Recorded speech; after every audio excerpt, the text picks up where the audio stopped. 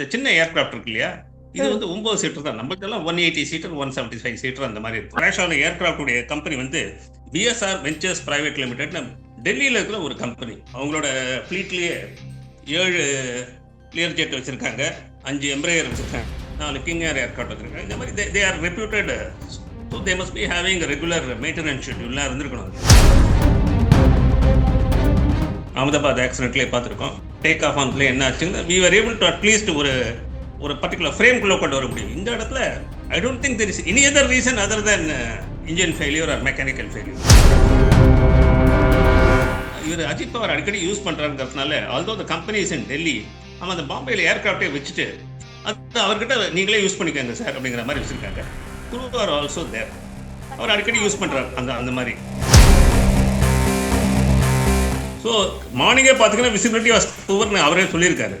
ரெண்டாவது, இந்த துவாரமதி ஏர்ஃபீல்டில் நம்ம ரெகுலராக மெட்ராஸ் ஏர்போர்ட்டில் இருக்க மாதிரி ஒரு ஏர் டிராஃபிக் கண்ட்ரோல் டவரோ இல்லைனா ஒரு ஃபயர் சர்வீஸோ டிசிஏஎஸ்ன்னு நம்ம சொல்கிறோம் இல்லையா, அந்த மாதிரி சிவில் ஏவியேஷன் செக்யூரிட்டியோ இந்த மாதிரி செட்டப் எதுவுமே கிடையாது. மம்தா பானர்ஜி இது வந்து அரசியல் காரணமானு பார்க்கணும். ஏன்னா சரத்பவாரும் அஜித் பவாரும் ஒன்றா சேர்றதுக்கு முயற்சி நடந்தது. அதை வந்து எந்த பாயிண்ட்டையும் விடாமல், அரசியல்வாதிகளுக்கு எரியிற வீட்டில் பிடிங்கினது லாபன்ற மாதிரி எது எடுத்தாலும் அதில் ஒரு அரசியல் பொலிட்டிக்கல் கெயின் இருக்கணும். அதுதான் அவங்களுடைய பிஸ்னஸ். ரிஃப்ளெக்ட் நேயர்களுக்கு வணக்கம். நான் உங்கள் ரக்ஷயா பார்த்தி. இன்னைக்கு காலையில் மகாராஷ்டிரா டெபுட்டி சிஎம் அஜித் பவன் அவர்களுக்கு வந்து பார்த்தீங்கன்னா ஃப்ளைட் ஆக்சிடென்ட் நடந்திருக்கு. இந்த ஃப்ளைட் ஆக்சிடெண்ட்டில் ஃப்ளைட்டில் இருந்த 5 பேருமே இறந்து போயிருந்தாங்க.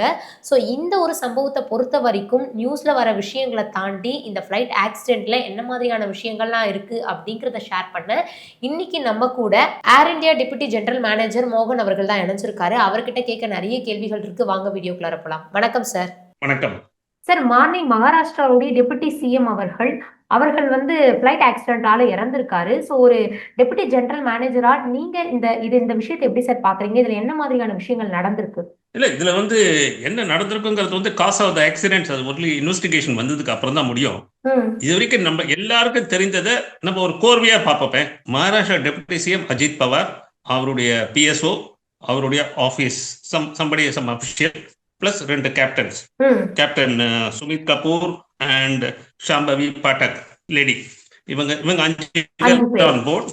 தே have 10 aircraft, Learjet 45 XR aircraft, 9 seater from Bombay to a place called Baramati.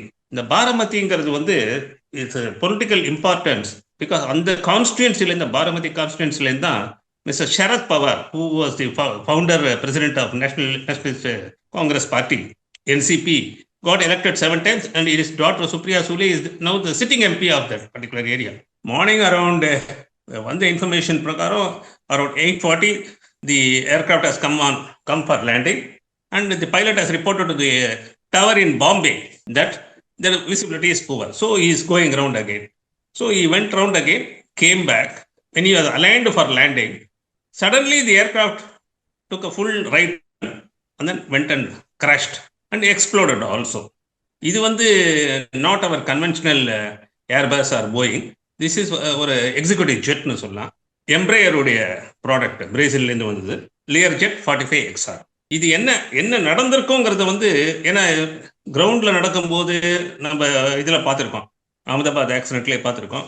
Take off on plane என்ன ஆச்சுங்க, we are able to at least ஒரு பர்டிகுலர் ஃப்ரேம்குள்ளே கொண்டு வர முடியும். இந்த இடத்துல I don't think there is any other reason other than engine failure or mechanical failure. First line, but the decision, I mean the findings of the AIB is final. Okay sir. இப்போ இந்த chartered ஃப்ளைட்டோடைய அமைப்பு எப்படி sir இருக்கும்? இப்போ அதில் தான் இந்த மாதிரியான விஷயங்கள் நடந்திருக்கு. இதுக்கு முன்னாடி வந்து சௌந்தர்யா ஆக்டர் அவங்களாம் இறந்தப்ப நம்ம இதை பெருசாக கேள்விப்பட்டிருப்போம்.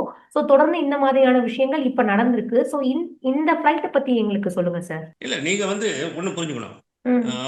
நம்ம ஏர் இந்தியா, இண்டிகோ, ஆகாஷா, இதெல்லாம் இந்த ஏர்லைன்ஸ்லாம் இருக்க, இவங்கெல்லாம் வந்து ஷெட்யூல்டு ஆப்ரேட்டர்ஸ் லைசன்ஸ் வச்சுருக்கிறவங்க. அதாவது எப்படின்னாக்கா, பேசஞ்சருக்கு ஷெட்யூலை நெட்டில் அனௌன்ஸ் பண்ணி உங்ககிட்ட இந்த சீட் வாங்கி கார்த்தால 6 மணிக்கு டெல்லி, 8 மணிக்கு அந்த மாதிரி அவங்களோட நெட்ஒர்க்கில் கம்ப்ளீட்டாக பண்ணுவாங்க. வேற இந்த மாதிரி இப்போ இந்த சின்ன ஏர்கிராஃப்ட் இருக்கு இல்லையா, இது வந்து 9 சீட்டர் தான். நம்மளுக்கெல்லாம் 180 சீட்டர் 175 சீட்டர் அந்த மாதிரி இருக்கும். இந்த சின்ன ஏர்கிராஃப்ட்டுக்கு வந்து இது எப்படி சொல்லலாம்னா, உங்களோட எக்ஸ்க்ளூசிவ் யூஸ்க்காக, இப்போ நீங்கள் தியேட்டரில் போய் படம் பார்க்கறதுக்கு பதிலாக நீங்க அந்த ஓனர் கிட்ட ஆர் அந்த டியூப் பீப்புள்கிட்ட you take permission and then pay the money. நீங்க எக்ஸ்க்ளூசிவா உங்களோட தியேட்டர்ல நீங்க உங்களோட ப்ரீவியஸ் தியேட்டர்ல படம் பார்த்தா அப்படி இருக்கும். அதனுடைய ஈக்குவல் தான் இது. ஸோ இதுல வந்து exclusive feel. Second thing is privacy is assured. For example போறாரு டெல்லிக்கு, மிஸ்டர் ஸ்டாலின் போறாருன்னா அவரோட அஃபிஷியல்ஸ் போவாங்க, they will make some discussions on that. Second thing is இப்போ ரீசெண்டாக இதுக்கு சிபிஐ என்கொயரிக்கு mister Vijay went, that's also aircraft. இவங்க என்ன பண்ணுவாங்கன்னா, there are companies. For example இந்த கிராஷ் ஆன ஏர்கிராஃப்டுடைய கம்பெனி வந்து பிஎஸ்ஆர் வெஞ்சர்ஸ் பிரைவேட் லிமிடெட், டெல்லியில் இருக்கிற ஒரு கம்பெனி. அவங்க இந்த மாதிரி குட்டி குட்டி ஏர்கிராஃப்ட் வாங்கி, தே ஆர் கால்ட் நான் ஷெட்யூல்டு ஆப்ரேட்டிங் ஏர்கிராஃப்ட். அவங்களுக்கு டெய்லி டைம் டேபிள்லாம் போட்டுலாம் போக வேண்டாம். அவங்களுக்கு நீங்கள் உங்களுக்கு தேவையாக இருந்தானே அது இங்கேருந்து அங்கே போனோம் அப்படின்னாக்கா கரெக்டாக அவங்க பிளேனை கொண்டு வந்துடுவாங்க, நீங்கள் அந்த இடத்துல ஏறி போக வேண்டியது, அவ்வளோதான். அவங்க ஒரு அமௌண்ட் சார்ஜ் பண்ணுவாங்க, that you have to pay. நம்ம இப்போ சென்னை எடுத்துனீங்கன்னா பேசஞ்சர் ஏர்கிராஃப்ட்லாம் திரிசூலத்துலேருந்து பரப்புறது, அங்கே இருக்கிற டெர்மினல் 2, 3 அந்த மாதிரி இருக்கு. வேற இந்த ஏர்கிராஃப்ட்லாம் they will start from the old terminal, மீனம்பாக்கம்னு சொல்கிறோம்ல, அந்த விவிஐபி ஏர்கிராஃப்ட்லாம் வருது. அது செப்பரேட் டெர்மினல் கால்ட் என்எஸ்ஓபி, நான் ஷெட்யூல்டு ஆப்ரேட்டர்ஸ் டெர்மினல். அந்த டெர்மினல் தான் இவங்க எல்லாம் போவாங்க. இந்த ஏர்கிராஃப்ட்டுக்கு ஏன்னா அந்த சாயங்காலம் அந்த ஏர்கிராஃப்ட் இல்லை, கார்த்தால அந்த ஃப்ளைட் இல்லை, இந்த மாதிரி இருக்கிறதுக்கு பதிலாக நம்மளுடைய கன்வீனியன்ஸுக்கு நம்மளுடைய சௌகரியத்துக்காக பண்ணுற ஏர்கிராஃப்ட் இது. இதுக்கு you have to pay for it. இதில் வந்து இந்த கம்பெனி வந்து சாதாரண கம்பெனி இல்லை. பிஎஸ்ஆர் வெஞ்சர்ஸ்க்கு அவங்க வந்து அவங்களோட ஃப்ளீட்லேயே 7 லியர் ஜெட் வச்சுருக்காங்க, 5 எம்ப்ராயர் வச்சுருக்காங்க, 4 கிங் ஏர் ஏர்கிராஃப்ட் வச்சுருக்காங்க. இந்த மாதிரி they are reputed. So they must be having regular maintenance ஷெட்யூல்லாம் இருந்திருக்கணும் அதில். இதுதான் அந்த ஏர்லைன் அந்த ஏர்கிராஃப்டுடைய பேக்ரவுண்ட். வேற மீடியா நியூஸ் என்னன்னாக்க, இந்த ஏர்கிராஃப்ட் இருக்கு இல்லையா, இது இன்னைக்கு எனக்கு ஆப்ரேட் பண்ணலாம், நாளைக்கு நம்ம டாக்ஸி கம்பெனிக்கு யூஸ் பண்ணுற மாதிரி தான், அது பிளேன். ஆனால் மீடியா இதில் என்ன நியூஸ் வருதுன்னா, இவர் அஜித் பவார் அடிக்கடி யூஸ் பண்ணுறாங்கிறதுனால, although the companies in Delhi, அவன் அந்த பாம்பேயில் ஏர்கிராஃப்டே வச்சுட்டு அது அவர்கிட்ட நீங்களே யூஸ் பண்ணிக்கோங்க சார் அப்படிங்கிற மாதிரி வச்சுருக்காங்க. குரூ ஆர் ஆல்சோ தேர். அவர் அடிக்கடி யூஸ் பண்றாரு அந்த மாதிரி. பர்టిక్యులரா அவருக்காகவே வா சார்? ஆமா, அதாவது இப்போ கார் வாங்கி உங்களுக்கு கொடுத்துட்டா அப்படி இருக்கும், நீங்க அதை வச்சு எங்க டிரைவர் இருக்காரு, நீங்க மொத்தமா எனக்கு மாசம் பே பண்ணிடுங்க அப்படிங்கிற மாதிரி. சார் இப்ப இவங்களே வச்சிருக்காங்க அப்படின்னா அப்ப அவங்க அதை பராமரிக்கிறதுல ஏதாச்சும் ப்ராப்ளம் ஏற்பட்டிருக்குமா? இல்ல பராமரிக்கிறதெல்லாம் நம்ம கவர்மெண்ட்டோ அஜித் பவார் குரூப்போ அதெல்லாம் பண்ண மாட்டாங்க. அதெல்லாம் அந்த மேனுஃபேக்சர் அந்த கம்பெனிக்காரன் தான் பண்ணணும். ஓகே, அது ஃபுல் பொறுப்பையுமே வந்து அந்த கம்பெனிக்காரங்க தான் எடுத்துக்கணும். அதுல சிக்கல் வந்திருக்குமோ? அந்த அந்த மெயின்டைன் பண்றது, க்ரூக்கு ரெஸ்ட் கொடுக்கறது, ஃபியூயல் போடுறது எல்லாமே அதெல்லாம் இதான் பே பண்ணுவாங்க. இந்த ஏர்கிராஃப்டா இது வந்து வேற யாரும் தொடாதீங்கப்பா, இது அவருக்கு அப்படின்ற மாதிரி அவங்க தனியா கொடுத்து வச்சிருக்காங்க. Okay sir. இப்ப இதுல எல்லா ஃபிளைட்லயும் இருக்கிற மாதிரி ரெண்டு பேர் இருந்திருக்காங்க இதை ஆப்ரேட் பண்றதுக்கு. அதை தாண்டி அதுல என்னென்ன பண்ணுமோ அது எல்லாத்தையுமே வந்து இப்ப பொதுமக்கள் பயன்படுத்துறாங்க ஒரு ஏரோப்ளைன் அப்படிங்கறத தாண்டி இப்ப ஒரு தனி மனிதர், அதுவும் ஒரு பொலிட்டிக்ல பெரிய ஆளா இருக்கிறவங்க இதை யூஸ் பண்றாங்க அப்படின்னா இதை பார்த்து நிறைய விஷயங்கள் பண்ணியிருப்பாங்க. அதை தாண்டி இங்க இந்த மாதிரியான விஷயங்கள் நடந்திருக்குன்னா அதை எப்படி சார் நம்ம எடுத்துக்கிறது? இது நீங்க சொன்ன மாதிரி நார்மல் பேசஞ்சர் போற ஏர்கிராஃப்ட், ஏர்பஸோ போயிங்கோ இருந்ததுன்னா அதுக்கே ஸ்டாண்டர்ட் செக்லிஸ்ட்லாம் இருக்கு. என்எஸ்ஓபிக்கு ரொம்ப ஸ்ட்ரிக்டா இருக்கு. ஏன்னா ஏர்கிராஃப்ட் சின்னது, ஈஸி டு மெயின்டைன் ஆல்சோ. ஆனால் இந்த விவிஐபிஸ் வரும்போது it's all the more reason they will be very very strict about it. அதுல வந்து காம்ப்ரமைஸே கிடையாது. எந்த இடத்துல தவறுகள் நடந்திருக்கலாம் சார்? இது இன்ஜின் சார்ந்த ஏதாச்சும் பிரச்சனை? இப்ப நம்மளே reputed brand motor bikes use பண்றோம். ஏதோ ஒரு நாளைக்கு அவர் ஓன் பேட் டைம், ஒரு நாளைக்கு பிரேக் பிடிக்கல, we gonna hit a car or involve in a road accident. The same thing has happen. இந்த இடத்துல because of the speed of the aeroplane and the fuel density அப்படி வந்து அப்படியே it goes and fly. Sir இப்போ உங்க எக்ஸ்பீரியன்ஸ்ல சொல்லுங்க sir, இதுக்கு முன்னாடி இந்த மாதிரியான சார்ட்டர்ட் ஃபிளைட் எந்த அளவுக்கு அதிகமான அளவுல ஆக்சிடென்ட் ஆயிருக்கா, இல்ல இதோடைய ஆக்சிடென்ட் அப்படிங்கறது எடுத்து பார்க்கும்போது குறைவுதானா? இது இந்த என்எஸ்ஓபி ஏர்கிராஃப்ட், இந்த சார்ட்டர் ஏர்கிராஃப்ட். இந்த சார்ட்டர் நீங்க ஞாபகம் வச்சுக்கோங்கம்மா, சார்ட்டர் ஏர்கிராஃப்ட் யூஸ் பண்றவங்களே ரொம்ப கம்மி. ஓகே, ஒரு மாசத்துக்கு ஒரு 8 மில்லியன் பேசஞ்சர்ஸ் போறாங்கன்னா இந்த மாதிரி சார்ட்டர் பண்ண ஒரு 200 பேர் கூட இருக்க மாட்டாங்க. அதுவும் கம்பெனி டாப் பீப்புள், பாலிட்டிஷியன்ஸு, சேர்மன், இவங்கெல்லாம் தான் போவாங்க.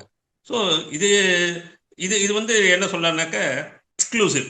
நீங்க முன்னாடி எதை நடந்திருக்கான்னு கேட்குறீங்க இல்லையா, அந்த முன்னாடி நடந்தது நிறைய இருக்கு. அதாவது சொல்லணும்னாக்க சௌந்தர்யான்னு ஒரு ஆக்ட்ரஸ் இருந்தாங்க. கேள்விப்பட்டிருப்பீங்க.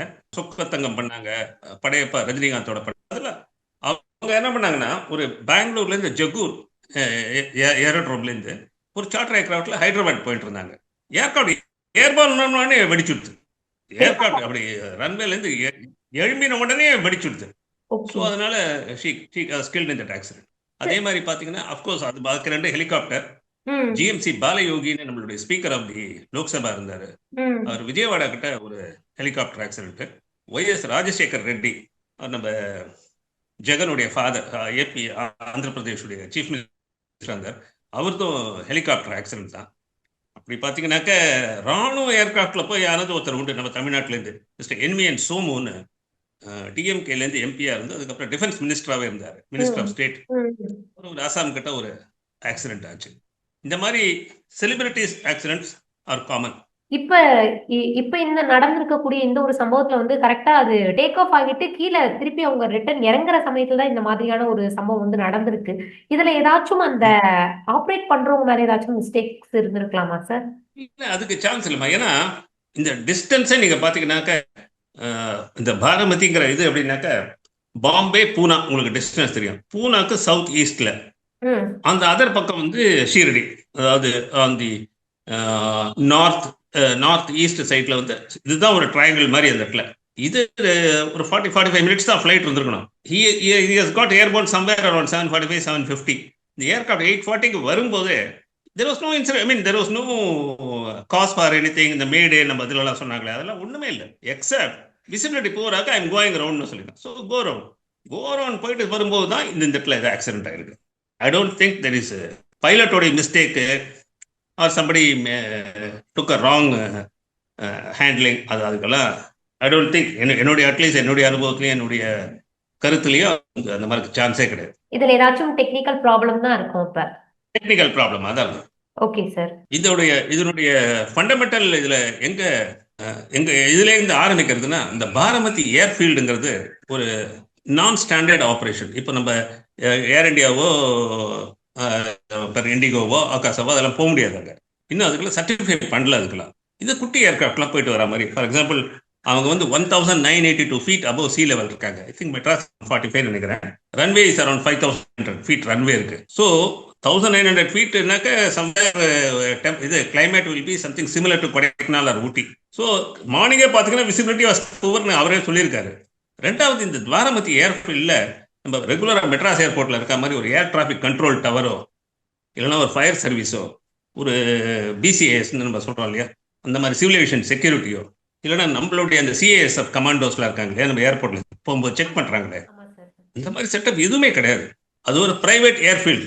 அவங்க வந்து ஆஸ்பால்ட் போட்டிருக்காங்க. அதை தவிர தெர் இஸ் நத்திங். சரி, அப்போ நீங்கள் கேட்பீங்க, எப்படி பிளேன் வந்து சப்போஸ் மாடி நின்று இருந்ததுன்னா என்ன பண்ணுறது அப்படின்னு நீங்கள் கேள்வி கேட்பீங்க. கரெக்டு. அங்கே என்ன பண்ணியிருக்காங்கன்னா, அந்த பாரமதி ஏர்ஃபீல்டு கொடுக்கும்போது அங்கே ஒரு ஃப்ளையிங் ஸ்கூல் வச்சுருக்காங்க. அந்த ஃப்ளையிங் ஸ்கூல் பேர் அகாடமி ஆஃப் கேன்வர் ஏவியேஷன். அந்த கேன்வர் ஏவியேஷனில் ஒரு பைலட் இருக்கார். அவர் வந்து நம்ம வாக்கி டாக்கி, நம்ம போலீஸ் வயர்லெஸ்லாம் இருக்கு இல்லையா, அந்த மாதிரி வச்சு ஏன்னா நல்லா இருக்குன்னு சொல்லுவாங்க. அவன் அங்கேருந்து பைலட் வந்து பர்டிகுலர் ஃப்ரீக்வன்சியில் கூப்பிட்டு அப்படின்னாக்க அவங்க ரன்வே இன்ஸ்ட்ரக்ஷன்லாம் பண்ணி அதுக்கு முன்னாடியே பார்த்து சொல்லுவாங்க. அவங்களுக்கு இதெல்லாம் வரதெல்லாம் வந்து 10 நிமிஷத்தில் போயிடுவாங்கம்மா. முதல்ல வருவாங்க, போவாங்க, மீட்டிங் அட்டெண்ட் பண்ணுவாங்க, 1 hour திரும்பி வருவாங்க, போயிடுவாங்க. அவ்வளவுதான்.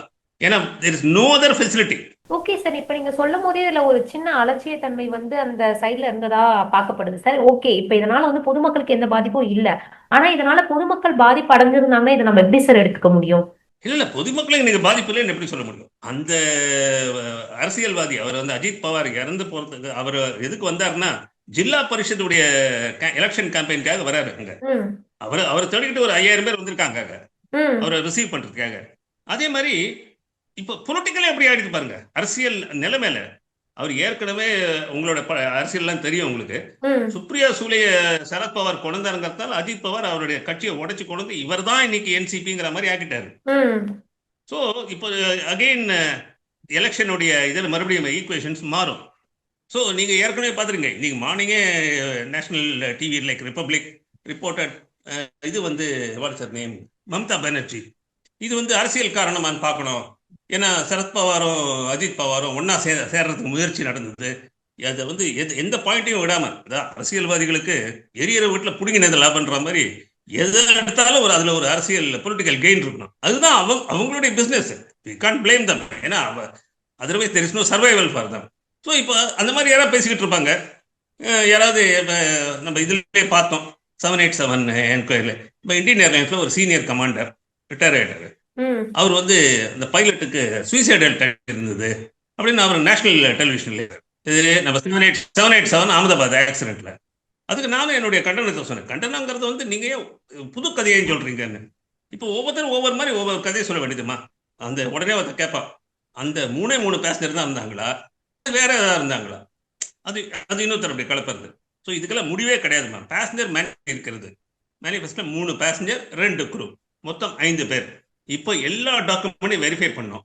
அந்த பிளேன் 6 மாசத்துக்கு என்னென்னலாம் செக்டர் போச்சு, என்னென்னலாம் ஸ்னாக் வந்தது, அது எப்படிலாம் சரி பண்ணாங்க, அந்த ஸ்னாகை சரி பண்ணதுனால ஸ்பேர் பார்ட்ஸ் அதை மாற்றினாங்களா, whether they followed the maintenance, இதெல்லாம் நோ என்கொயரியில் எல்லாம் பார்ப்பாங்க. ஒரு automobile industry, can you give me ஒரு பர்டிகுலர் மோட்டர் பைக் நீங்கள் ஆப்ரேட் பண்ணுறீங்க, அந்த மேனுஃபேக்சர் பண்ணுறீங்க, அந்த motor bike is accident free, ஆக்சிடென்ட்டே ஆகாது, நீங்கள் கேரண்டி பண்ண முடியுமா?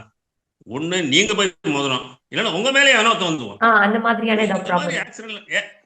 ஆக்சிடென்ட் நடக்கும்போது கொஞ்சம் மெச்சூரிட்டியா அதனுடைய இதனுடைய எதனால நடந்தது, அது இனிமேல் நடக்காம இருக்கிறதுக்கு என்ன பண்ணணும், இதுல இருந்து என்ன பாடம் நம்ம கத்துக்க போறோம், that should be the aim of. கண்டிப்பா சார். இவ்வளோ நேரம் ஒதுக்கி இந்த உலக இப்ப நம்ம இந்தியாவையே திரும்பி பார்க்க வச்ச இந்த ஒரு ஏரோப்ளைன் ஃபிளைட் இன்சிடென்ட்டை பத்தி இவ்வளோ நேரம் எங்களுக்காக இத்தனை விஷயங்களை ஷேர் பண்ணியிருக்கீங்க. ரொம்ப நன்றி சார். Thank you so much.